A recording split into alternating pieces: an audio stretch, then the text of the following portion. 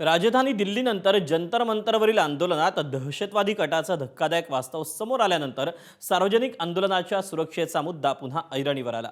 याच पार्श्वभूमीवर महाराष्ट्रातही परदेशी निधी आणि आंदोलनावरून राजकारण तापलं। परदेशी निधी घेणाऱ्या संस्थांची चौकशी होणार असल्याचं गृहराज्यमंत्री पंकज भोयर यांनी स्पष्ट केलं।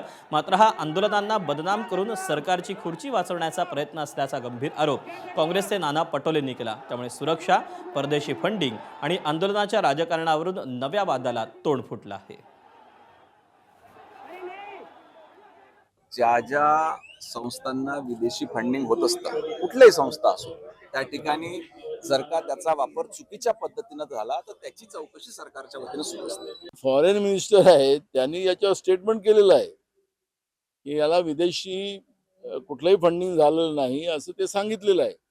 म्हणून मी मगाशी सांगितलं की या सगळ्या याच्यामध्ये महाराष्ट्रामध्ये जे नरेंद्र मोदीच्या भरोशावर आणि लोकांना खोटं बोलून आणि विशेष करून तरुणांना 2 कोटी नोकऱ्या देऊ वगैरे वगैरे जे काही आश्वासन दिलेलं होतं, त्याच तरुणींनी आता यांना हिंगा दाखवलेला आहे आणि एक खुर्ची जाण्याच्या चक्करमध्ये आता या तरुणींवर आरोप करण्याचं काम ह्या लोकांनी सुरू केलेलं आहे।